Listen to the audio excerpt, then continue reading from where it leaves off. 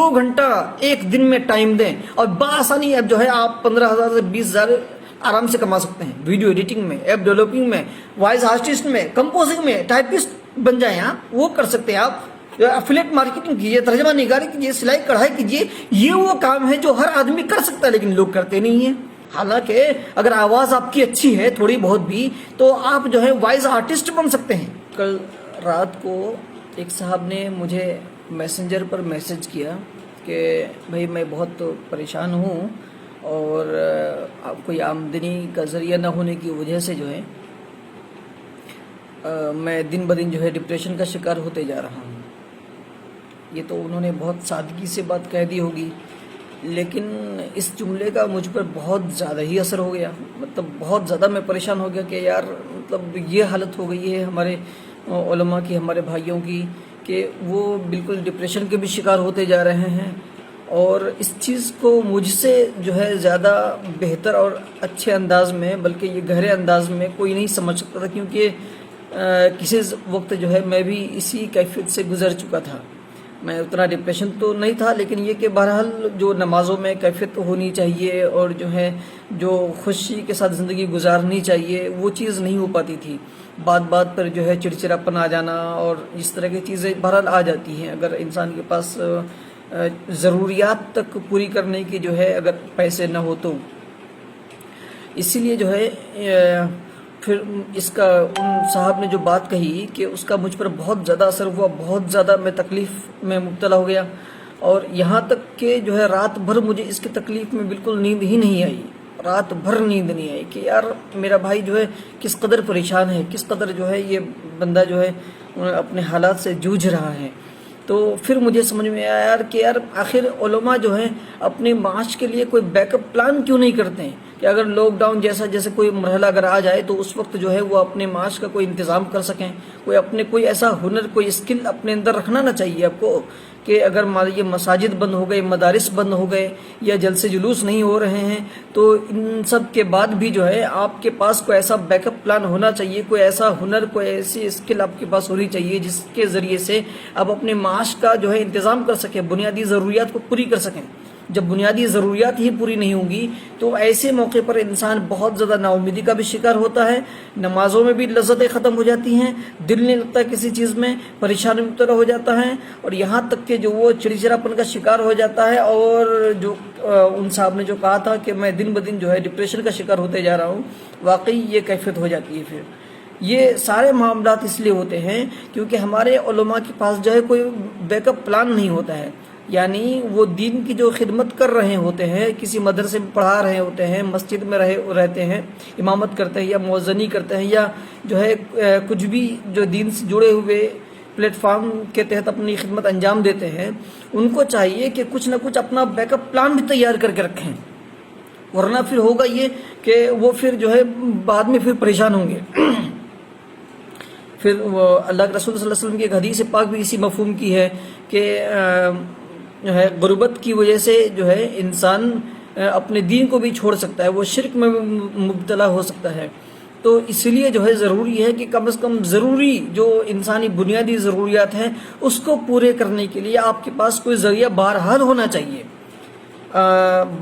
یہ جو ہے میں یہ نہیں کہتا ہوں یہ توکل کے یہ بالکل خلاف نہیں ہے، توکل کی جو میں 2 قسمیں سمجھتا ہوں، ایک انتہائی درجہ، ایک جو ہے نارمل درجہ۔ جو نارمل درجہ ہے وہ یہ ہے کہ کسب کن و تکیہ پر جبار کن، ہمارے بزرگوں کے جو ہے یہ اقوال ہے، یعنی آپ جو ہے کسب کیجئے، آپ کوشش کیجئے اور اس کے بعد پھر جو ہے اللہ پر بھروسہ کیجئے کہ اللہ جو ہے اس کے ذریعے سے میرا رزق مجھ تک پہنچا دے گا۔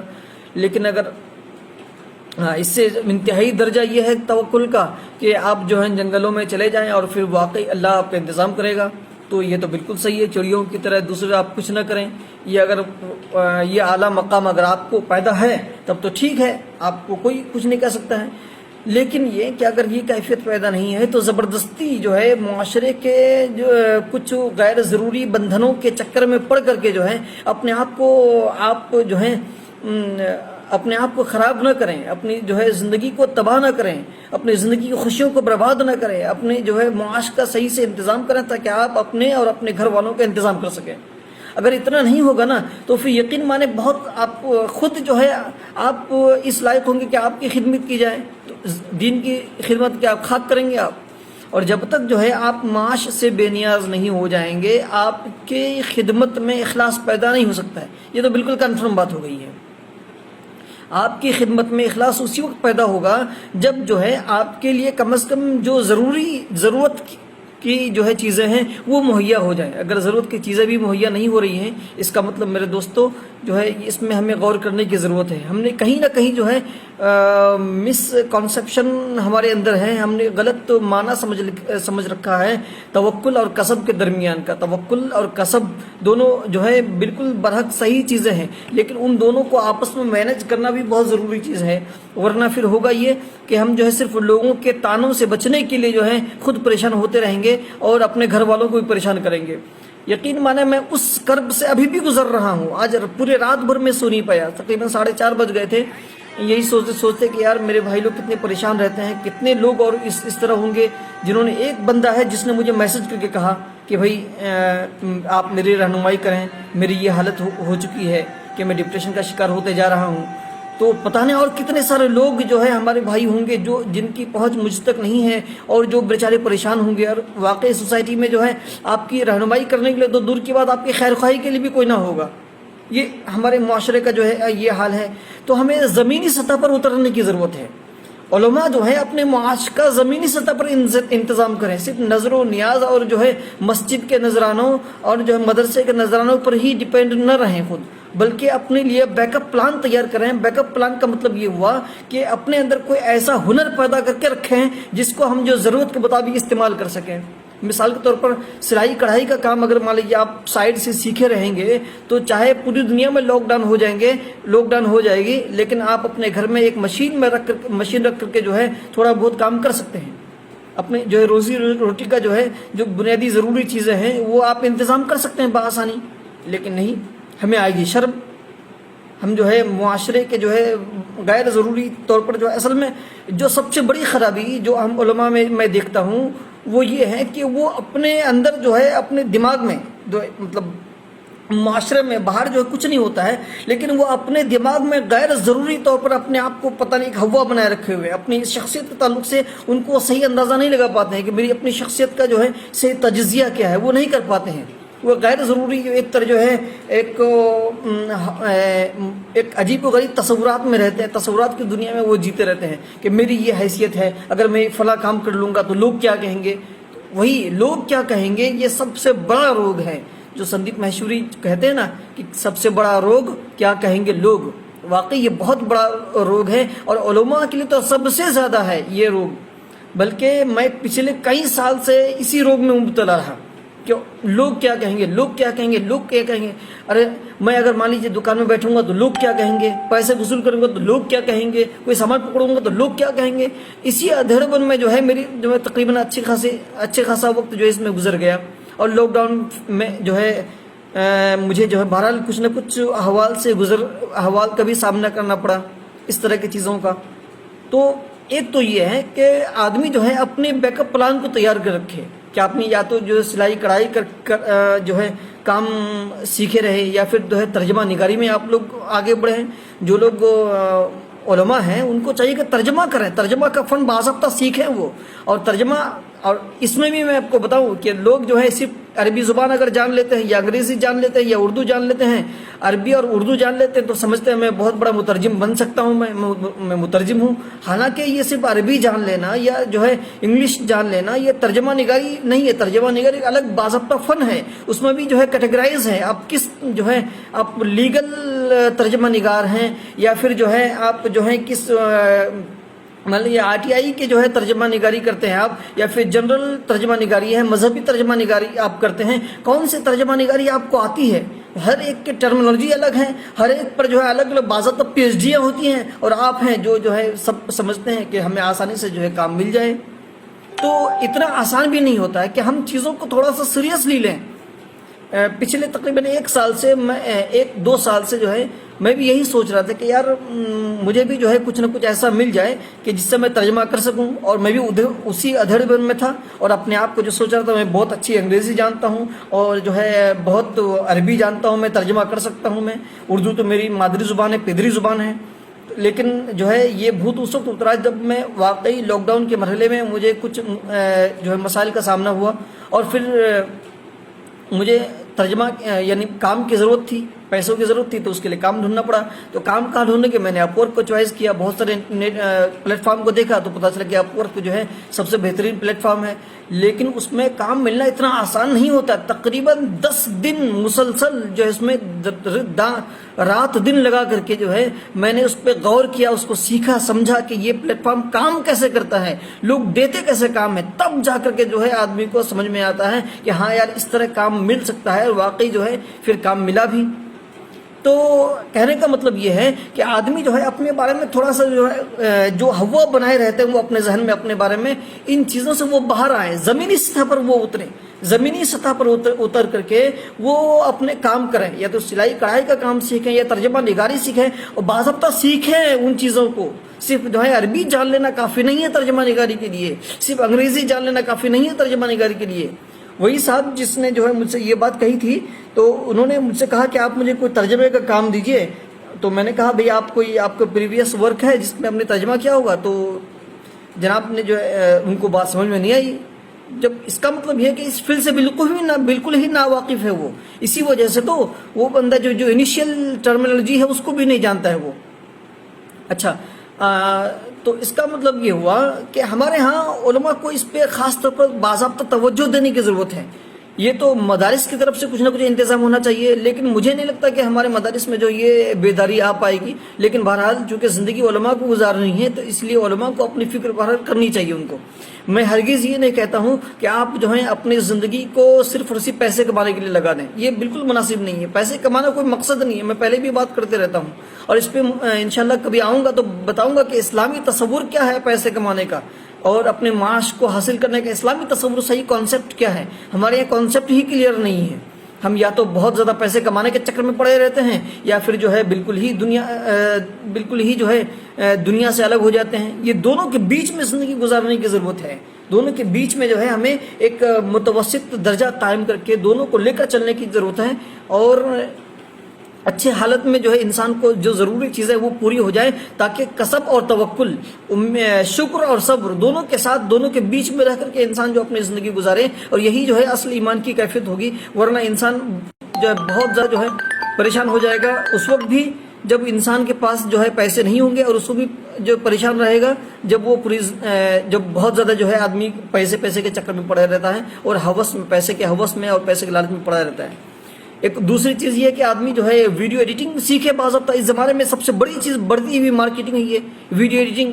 اب علماء پتہ نہیں کیوں نہیں آتے ان چیزوں میں، حالانکہ ویڈیو ایڈیٹنگ میں بہت آسانی کے ساتھ صرف 6 مہینے کے کورس کر کے آپ جو ہے بہت زبردست پروفیشنل ویڈیو ایڈیٹر بن سکتے ہیں، اور زبردست طریقے سے آپ جو ہے کم از کم جو ہے آپ پارٹ ٹائم بھی کام کریں گے تو 30,000 منتھلی کہیں نہیں گیا ہے۔ تو پھر بھی پتہ نہیں کیوں علماء نہیں کرتے ہیں، یہ عجیب مسئلہ یہ۔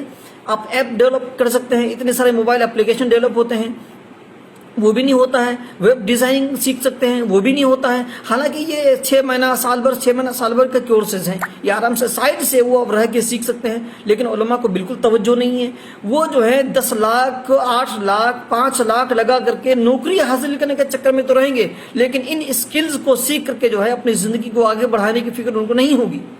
ڈیجیٹل مارکیٹنگ میں آدمی کوشش کرے، ڈیجیٹل مارکیٹنگ آج کی جو ہے سب سے بڑی ضرورت ہے، ہر کمپنی کی ضرورت ہے، ہر جو بزنس کی ضرورت ہے، یہ ڈیجیٹل مارکیٹنگ کے بغیر آج کا کوئی کام نہیں ہوتا ہے، لیکن ہمارے ہاں کوئی توجہ نہیں ہے علماء کو، اب وہ جانتے نہیں ہیں بھئی۔ اور بہت سارے لوگ ہیں جن کی آواز اچھی ہوتی ہے تو وہ نعت خوانی تو کر لیں گے، گویا بن جائیں گے۔ وہ نعت خوانی سے مراد یہ ہے کہ میں جو پروفیشنل جو اس کو اپنا پروفیشن جو بنا لیتے ہیں، میں ان کی بات کر رہا ہوں۔ میں جو لوگ جو ہیں اسٹیج میں اور نبی کریم صلی اللہ علیہ وسلم کی محبت میں جو ہے نعت گاتے ہیں عقیدت و محبت کے ساتھ، میں ان کا تذکرہ ہرگز نہیں کرتا ہوں۔ اگر آپ کی آواز اچھی ہے تو پھر لوگ کرتے کیا ہے، آواز اگر اچھی ہوتی ہے تو باضابطہ جو ہے پروفیشن ان کا بنا لیتے ہیں اور اس کے ذریعے سے پیسے کماتے ہیں۔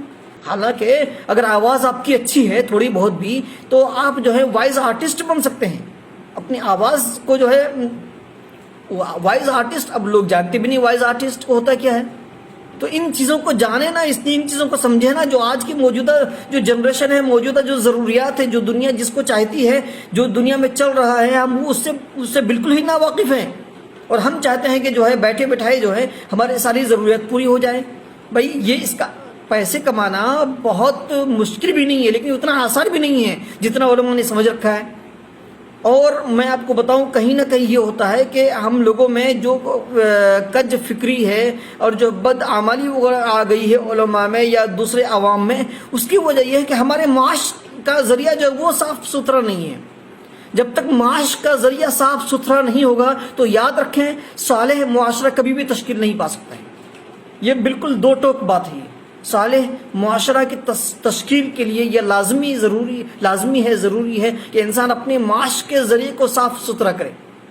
جب تو اس کو کلیئر نہیں کرے گا، پاک اور حلال اور اس کو نہیں بنائے گا، طیب نہیں بنائے گا، تب تک جو ہے ہمارا معاشرہ صاف ستھرا نہیں ہو سکتا ہے. کیونکہ جب انسان جو کھائے گا اسی سے اس کی فکر بنتی ہے، اس کی فکر غلط بنے گی. حرام مال سے یا مشتبہ مال سے اگر ہم کھائیں گے تو ہم تھوڑا سا نذرانوں سے ہم ہٹے. یعنی جو ہماری یہ اچھا یہاں پر نذرانے کی بات آ گئی تو یہاں پر یہ بھی ڈکلیئر کرنا ضروری ہے کہ میں نذرانوں کا بالکل خلاف ورزی نہیں ہوں. نذرانے آدمی لے لیکن نذرانوں کی توقع کسی سے نہ کریں. اب اسی اس میں بیٹھے ہوئے کہ یار فاتحہ کرنے جا رہے ہیں تو پھر نذرانہ سامنے والے کو جو ہے 50 روپے ملے گا.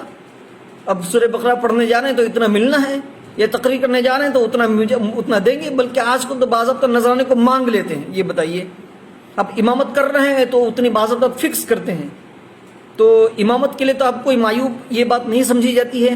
حالانکہ چاہے امامت کرنا ہو یا پھر یہ کہ مدرسے میں پڑھانا ہو یا پھر اناؤنسرنگ کرنا ہو، تقریر کرنا ہو، ان سب جتنے بھی ذرائع ہیں آپ کو ملنے والا پیسہ نذرانے ہی کے ضمن میں آتا ہے.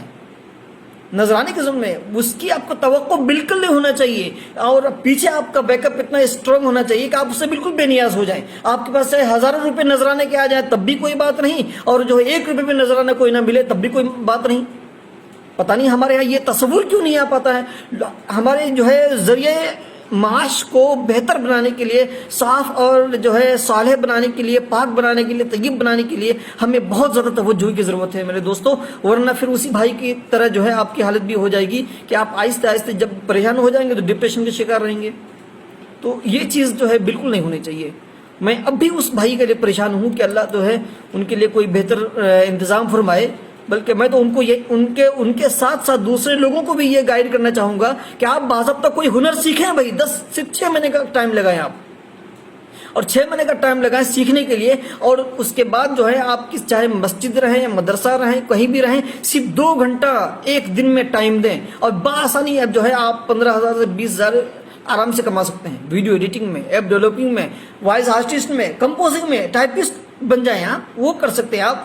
افیلیٹ مارکیٹنگ کیجیے، ترجمہ نگاری کیجیے، سلائی کڑھائی کیجیے. یہ وہ کام ہے جو ہر آدمی کر سکتا ہے لیکن لوگ کرتے نہیں ہیں. اب اپنے مزاج کے اعتبار سے کسی ایک کام میں اترے تو صحیح. تو میرے علماء دوستوں، میرے بھائیوں، میں آپ کو ہاتھ جوڑ کے یہ جو ہے التجا کرتا ہوں کہ پلیز آپ اپنے معاش کا بہتر انتظام کریں.